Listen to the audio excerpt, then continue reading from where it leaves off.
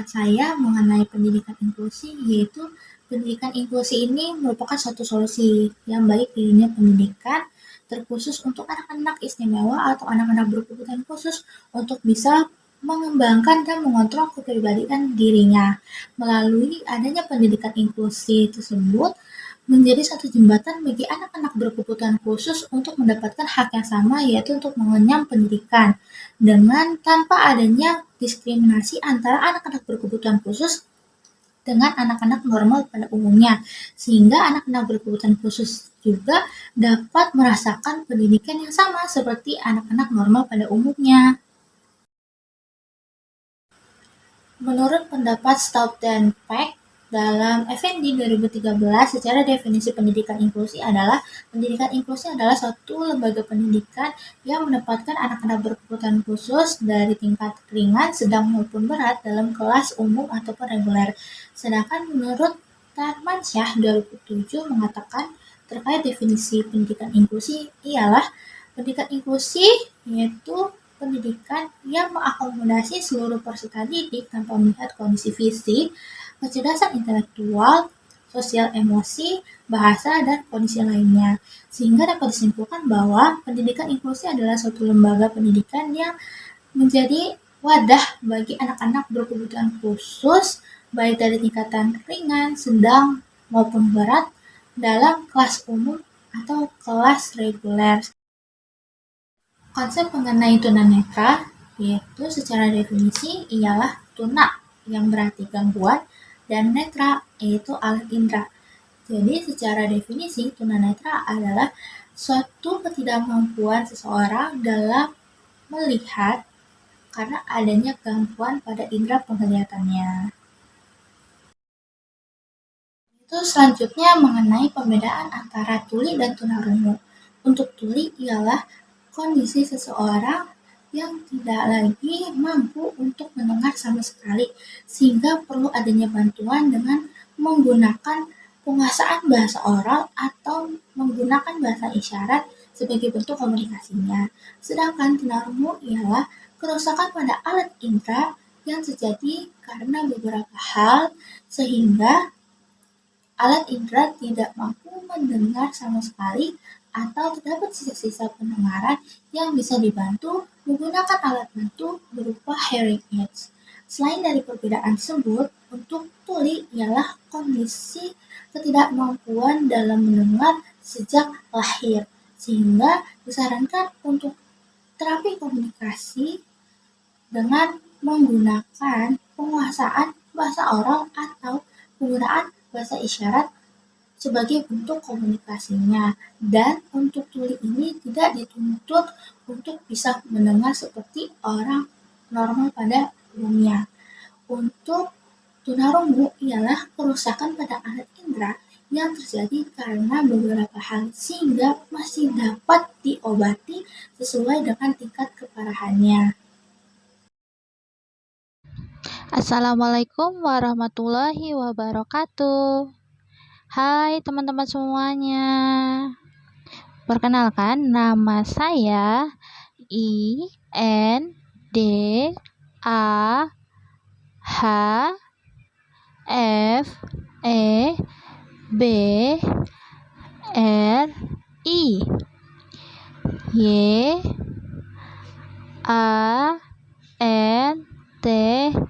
YANTI. Nama bahasa isyarat saya adalah Indah. Terima kasih. Cara yang saya lakukan dalam mengatasi anak tunagrahita pada proses pembelajaran yaitu diantaranya yang pertama, saya akan mengenali karakteristik dari anak-anak tunagrahita terlebih dahulu. Yang kedua, yaitu menumbuhkan rasa kepercayaan diri pada anak tersebut, yang dimana dengan adanya menumbuhkan rasa kepercayaan diri, maka anak tersebut akan lebih termotivasi dalam proses pembelajaran. Yang ketiga, dalam proses pembelajaran menggunakan berbagai metode, dengan salah satunya yaitu metode visual. Mengapa menggunakan metode visual? Karena dengan adanya metode visual ini, yaitu bertujuan untuk menarik perhatian dari anak-anak tunagrahita. Selanjutnya, yaitu dalam proses pembelajaran dilakukan dengan cara bermain dan memaksimalkan antara interaksi yang terjadi antara guru dengan anak tunagrahita. Selanjutnya yaitu dalam penyampaian materi dilakukan dengan komunikasi yang jelas dan lugas. Hal ini bertujuan agar anak tunagrahita mampu mengerti instruksi yang saya sampaikan. Selanjutnya, proses pembelajaran mengenai materinya yaitu terlingkup pada kegiatan atau realitis di kehidupan sehari-hari seperti kemampuan bela diri, menghitung, membaca, dan lain sebagainya. Dan pada prosesnya itu dilakukan dengan konsisten. Hal ini bertujuan agar proses yang telah terjadi dapat terus berlanjut dan memberikan dampak yang baik kepada anak tunagrahita. Seperti itu. Selanjutnya mengenai cara yang saya dapat lakukan untuk membantu teman-teman yang mengalami tunadaksa di sekitaran kampus. Di antaranya yang pertama yaitu bertanya dan berkomunikasi secara langsung. Hal ini bertujuan untuk mengetahui apa yang menjadi permasalahan dan kendala yang mereka alami di sekitaran kampus, sehingga saya dan teman-teman yang lainnya dapat membantu anak-anak tunadaksa. Seperti itu. Yang kedua yaitu aksesibilitas, yaitu di mana membantu anak-anak yang mengalami tunadaksa untuk bisa mengakses sarana dan prasarana yang tersedia di kampus.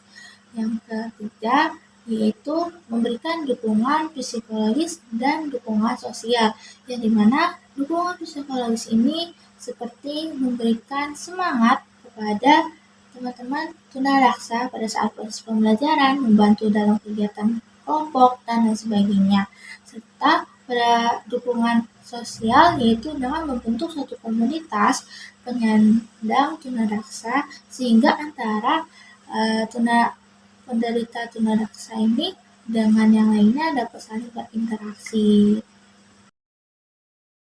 Selanjutnya mengenai pengklasifikasian anak dengan tunalaras, yaitu pengklasifikasian pada anak tunalaras ini digolongkan menjadi 3 macam.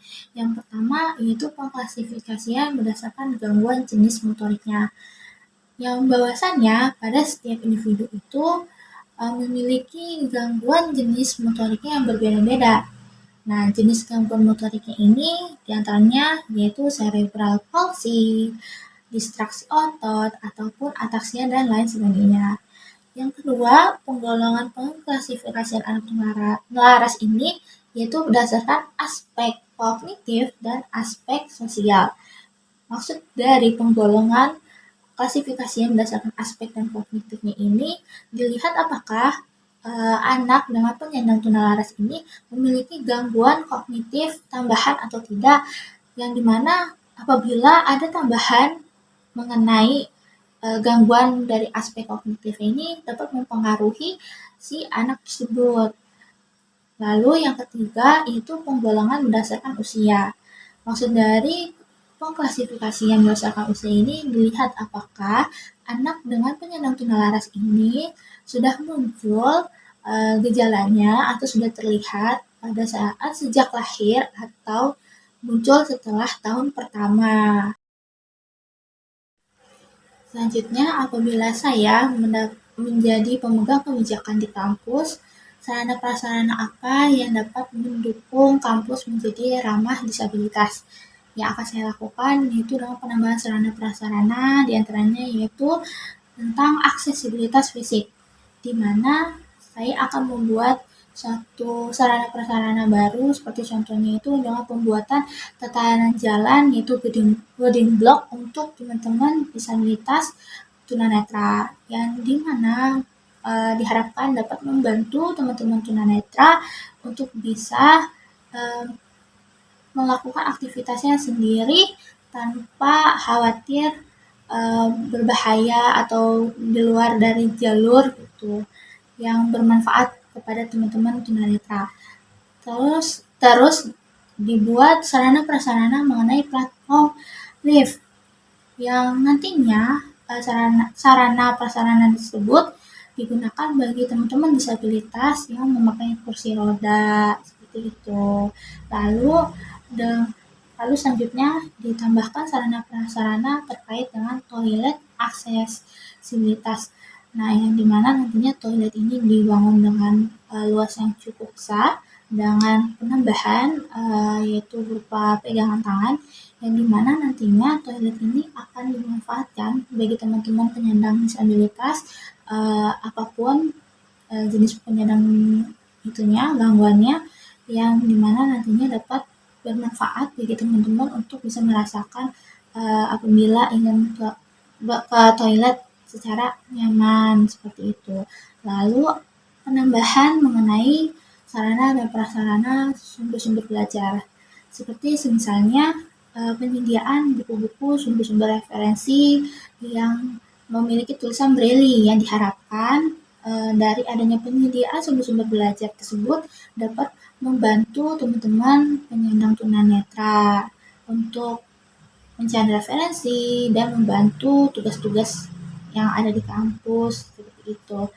Lalu selanjutnya mengenai fasilitas parkir bagi teman-teman disabilitas yang membawa kendaraan, bisa memarkirkan kendaraannya dengan nantinya fasilitas parkir ini dibangun dekat dengan parkir, sehingga teman-teman penyandang disabilitas ini dapat memarkirkan kendaraannya lalu langsung masuk ke kelas, sehingga dapat nyaman nantinya dan tidak perlu repot-repot untuk jalan jauh seperti itu.